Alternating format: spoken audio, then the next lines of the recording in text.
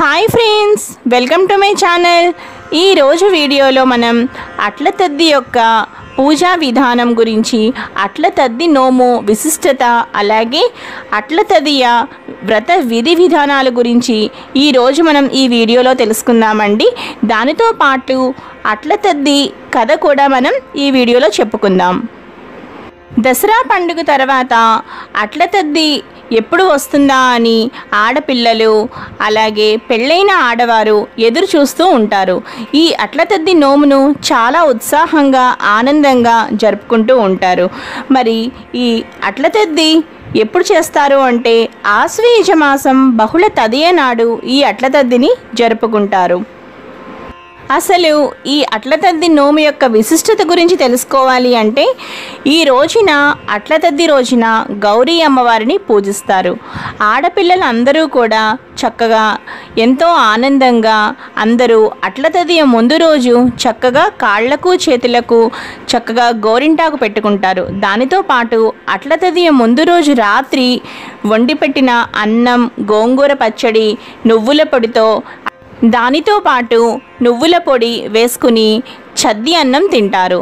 ఎందుకంటే అట్ల తద్ది ఉదయాన్నే చద్ది తినాలి కాబట్టి తెల్లవారుజామునే లేచి చక్కగా ఆడపిల్లలు అలాగే పెళ్ళైన ఆడవారు కూడా ఈ నోముని ఈ విధంగా ఉదయాన్నే చక్కగా చద్ది అన్నం తిని దానితో ప్రారంభిస్తారు ఈ అట్ల తద్ది వేడుకని.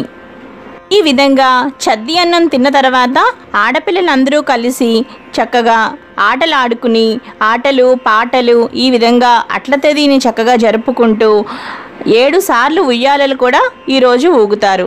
ఈ విధంగా ఆటలు పాటలు సరదాగా అన్నీ ముగించుకుని ఆ రోజు అంతా ఉపవాసం ఉండి సాయంత్రం గౌరీదేవి పూజ చేసుకుని చంద్రుడికి కూడా పూజ చేసి 11 అట్లు గౌరీదేవికి నైవేద్యం పెట్టి ఒక ముత్తైదువుకి కూడా వాయనం ఇచ్చి అప్పుడు ఆ అట్లు ఆ అమ్మాయి లేదా పెళ్ళైన ఆడవారు తినాలి.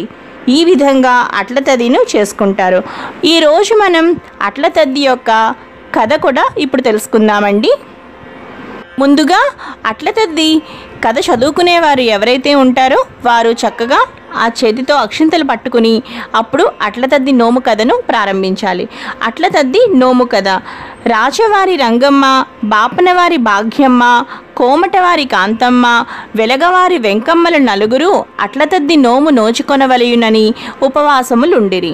వారందరిలో రాజవారి రంగమ్మ సుకుమారి. ఆకలికి నిలవలేకపోయినది. మధ్యాహ్నం దాటగానే శోష వచ్చి పడిపోయింది. ఆమె అన్నగారికి ఈ విషయం తెలిసింది. అందులకని అన్న పెరటిలోని చింత చెట్టునొక అద్దముగా కట్టి దానికి సరిపోనట్లుగా 6 కుప్ప తగలబెట్టి చెల్లెల్ని పిలుచుకుని వచ్చి అద్దములో చూపగా 6 చెత్త మంట అద్దంలో ఎర్ర కవరుగా కనిపించింది.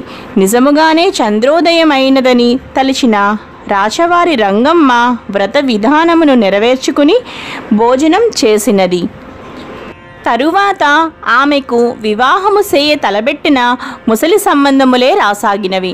ఆ కారణమునామె విచారించుచు ఒక అడవికి పోయి పార్వతీ పరమేశ్వరులను గురించి తపస్సు చేయుచుండగా లోక సంచారముగా చూడవచ్చిన ఆ గౌరీశంకరులు ఆమెను చూచి, చిన్నదానా, నీవెందులకిట్లు తపస్సు చేయుచుంటివి అని అడిగిరి. అందులకు ఆ యువతి, నేనును మా చెల్లెలు కలిసి అట్ల తద్ది నోము నోచుకుంటిమి. మా చెలువులందరికీ కూడా ఈడు జోడు కుదిరిన భర్తలు వచ్చిరి. నాకు ముసలివానితో సంబంధములు వచ్చుచున్నవి. ఆ కారణమున ఇట్లు తపస్సు చేయుచుంటిని అని చెప్పాను. ఆ మాటలు ఆలకించిన పురాణ దంపతులు, రాకుమారి, నీ మీద ఉన్న అభిమానమున మీ అన్న నిన్ను మోసం చేసి చంద్రోదయంనకు ముందుగానే భోజనము చేయనట్లు చేసినాడు. కావున నియమము చెడినది. మరలా నీవు వ్రతమును శ్రద్ధగా నిర్వహించినచో నీ కోరిక ఫలించునని చెప్పి వారు అదృశ్యమందిరి. రంగమ్మ ఇంటికి వచ్చి మరలా నోము పట్టి యథావిధిగా నెరవేర్చినంతనే తన కీడు జోడు కుదిరిన యువకుడు వచ్చి ఆమెను వివాహమాడి సుఖంబుగా నుండెను. ఉద్యాపనము ప్రతి సంవత్సరము శ్రద్ధాభిమానములతో శుచి అయి 10 అట్లు గౌరికి నైవేద్యము చెల్లించి 10 అట్లు పేరంటాలికి వాయినమిచ్చి కథలోని చెప్పుకుని అక్షింతలు వేసుకుని భోజనము చేయవలెను. 10 సంవత్సరాలు ఇట్లు జరిగిన తర్వాత నల్లపూసల కోవ, లక్కజోళ్ళు, రవికల గుడ్డలు, దక్షిణ తాంబూలములతో 10 మంది ముత్తైదువులకు 10 అట్లు వాయనం ఇచ్చి భోజనములు పెట్టవలేను.